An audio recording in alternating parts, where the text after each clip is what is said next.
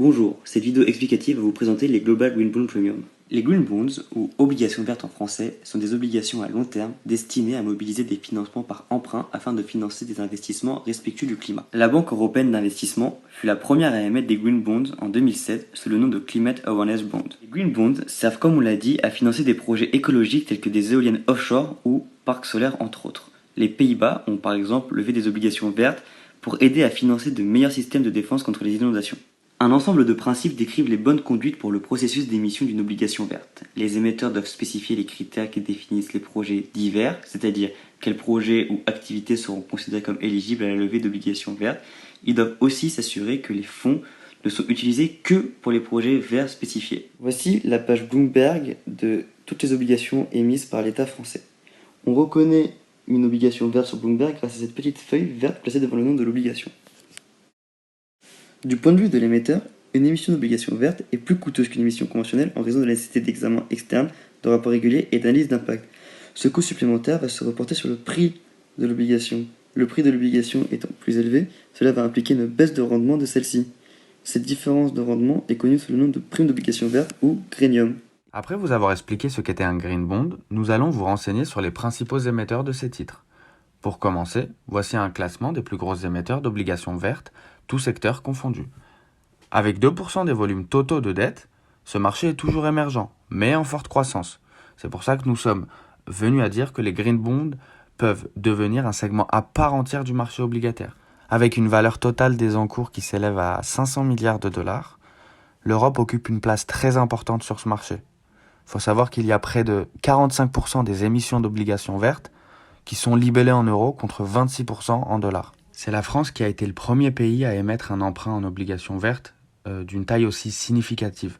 Bien sûr, après, on a l'Allemagne, la Belgique, l'Irlande et les Pays-Bas, qui aujourd'hui constituent des émetteurs réguliers de tels titres. En ce qui concerne la zone hors Europe, les États-Unis et la Chine sont les émetteurs d'obligations vertes les plus importants.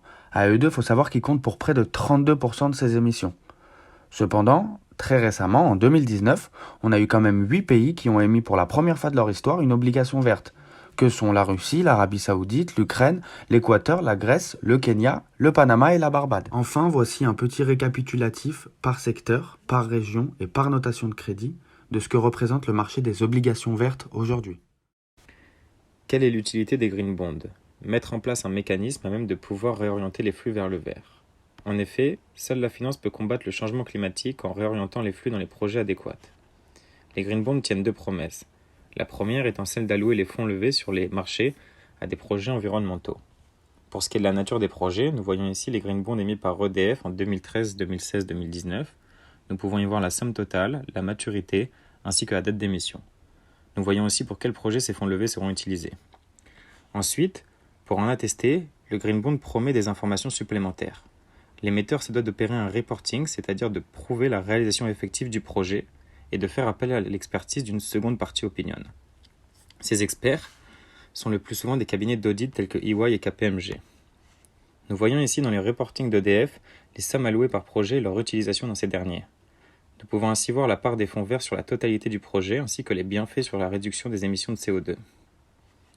Pour les investisseurs, le green bond leur permet de verdir leur portefeuille ainsi que de le diversifier.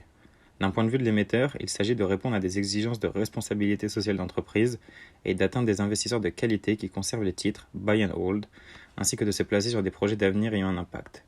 Tout l'enjeu est donc d'allier l'utilité environnementale et rentabilité et de cultiver la transparence tout en récoltant les fruits du green bond. Quel futur envisager pour le marché des green bonds? L'objectif principal de ce marché est d'atteindre à terme entre 700 et 1400 milliards de dollars de financement dans l'environnement par an. Actuellement, les assureurs et les fondations restent les acteurs les plus intéressés pour investir dans ce marché.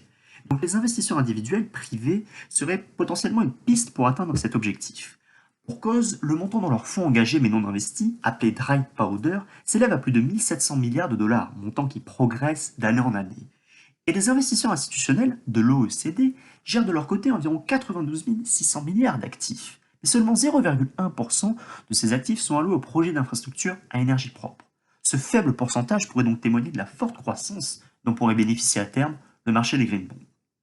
Pour autant, ce marché repose sur des initiatives et des intérêts solides, comme en témoigne la création des principes pour l'investissement responsable.